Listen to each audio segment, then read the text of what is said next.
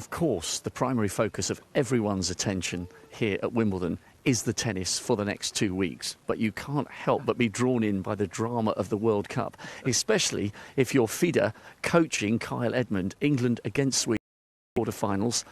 Fidde, any tension between you and Kyle after finding out that you would be facing England last night?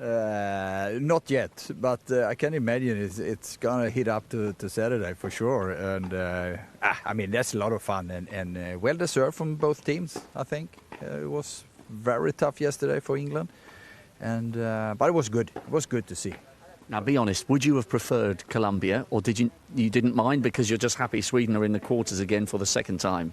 Actually, I think it's better for Sweden to play England, actually, because England is a better team than Sweden, and Sweden love to play when they're underdogs and can destroy the good team's game plan. So with that defense, what we had right now, I think it's a good chance to beat England.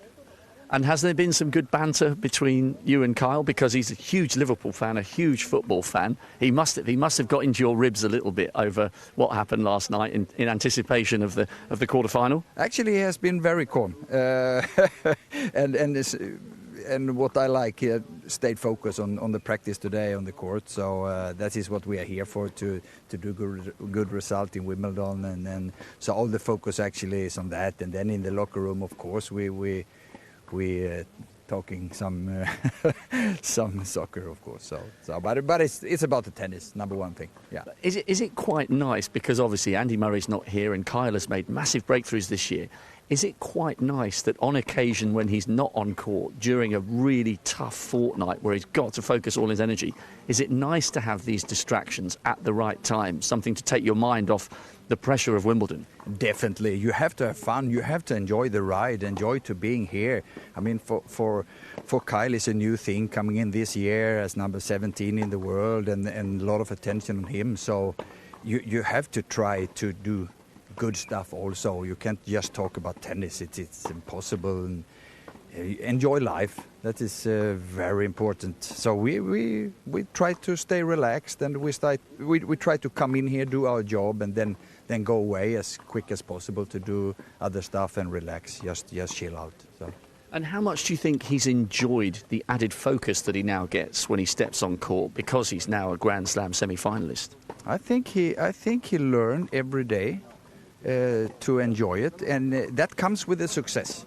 If you're number 50 in the world, nobody cares about you. You walk around here. I mean, even if he's from England, I think he's, it's huge different, and it will be even more different if he become top 10 player. And so he has to get used to that. Of course, I try to prepare him for all that stuff, because the life change completely when you get up there and get the attention on every tournament you're coming to. So he has to get used to that, and the best thing to do is take it in a positive way and enjoy it, involve it in your daily work. Not like, I have to do press or I have to do that. Enjoy it because you get the attention because you have been done something very good. And do you think he's now looking a little more comfortable on grass? Not his favoured surface traditionally, not proven here at Wimbledon yet. Is he feeling more comfortable on this surface? I think the previous years it's more about playing in England, in London, on the big court here with all the pressure. I can't see any reason why he shouldn't play good on grass. Because you can see a matchup between Nadal and Federer these days.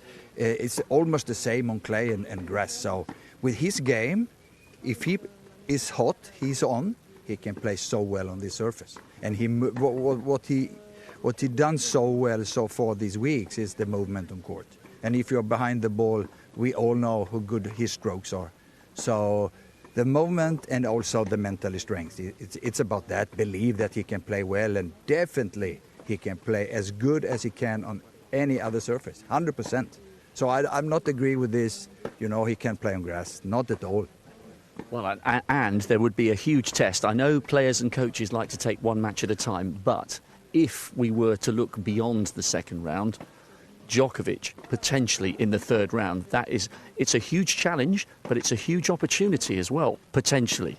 As you said, we just take one match at a time, and I don't want to talk about playing Djokovic in the third round, more like talking about Djokovic as one of the biggest player ever we had on the tennis circuit. So he is a huge player and won here before, so that will be a challenge, yes, if we come in there. Okay, final question. You've been very generous with your time.